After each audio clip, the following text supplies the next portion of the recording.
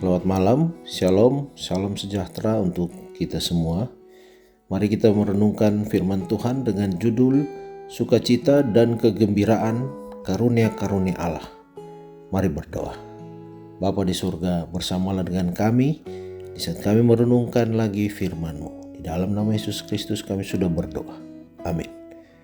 Ayat renungan malam ini diambil dari Ester pasal 8 ayat 16. Firman Tuhan berkata, orang Yahudi telah beroleh kelapangan hati dan sukacita, kegirangan dan kehormatan.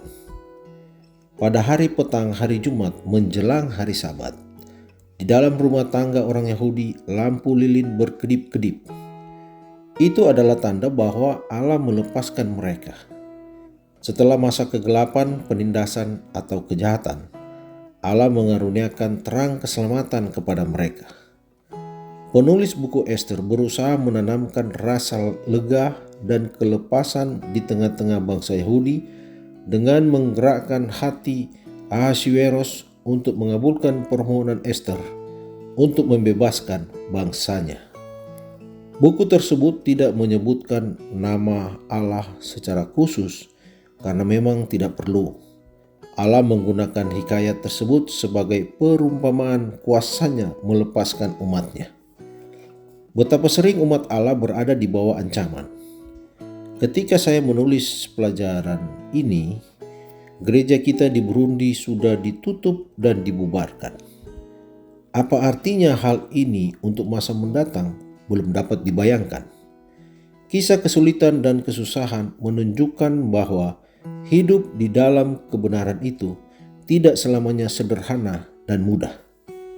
Namun, kita tahu bahwa keadaan seperti itu dapat membawa hasil yang luar biasa. Di Nigeria, beberapa tahun setelah pemerintah mengambil alih rumah sakit Ile-Ife, jemaat terpaksa mengambilnya kembali. Perubahan di Uganda, dari gereja yang ditutup sampai Perdana Menterinya adalah seorang Advent, adalah pengalaman seperti dengan Ester. Di Burundi pun Allah akan memunculkan suatu umat yang setia kepada pekerjaannya.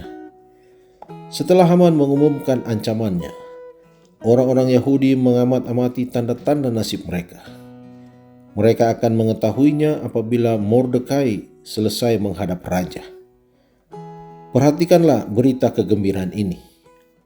Mordekai muncul dari istana raja dengan mengenakan pakaian kebesaran kerajaan yang berwarna biru tua dan putih, dan dengan memahkotakan mahkota emas yang besar, dan dengan pakaian linen halus dan berwarna ungu, dan seluruh kota Susan bersukacita dan bergembira. Sekarang terdengarlah kata-kata untuk melukiskan reaksi di antara orang-orang Yahudi. Mereka mempunyai kelapangan hati, kegirangan dan sukacita serta kehormatan. Saudara, dalam perumpamaan Ester, umat Allah yang setia itu menantikan nasibnya, sementara bala tentara setan merancang dan mengadakan hasutan. Akhirnya, raja mengeluarkan titah demi umat Allah. Maka timbullah sukacita yang besar. Allah akan bertindak demikian pada akhir zaman. Ia juga akan berbuat demikian bagimu.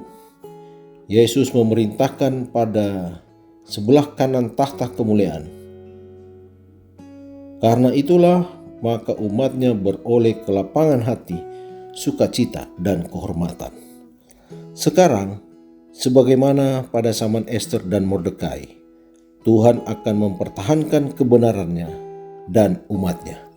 Dikutip dari buku Para Nabi dan Raja jilid 2 halaman 723. Mari berdoa. Bapa kami di surga, terima kasih untuk firman-Mu yang mengajarkan kepada kami untuk terus bersukacita di balik duka cita.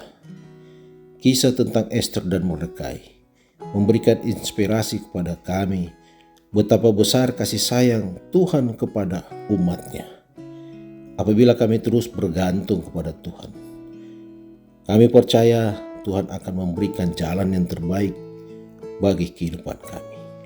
Berikanlah kami Roh Kudus Tuhan, dan bersamalah dengan kami di saat kami beristirahat malam ini. Di dalam nama Yesus Kristus kami sudah berdoa. Amin.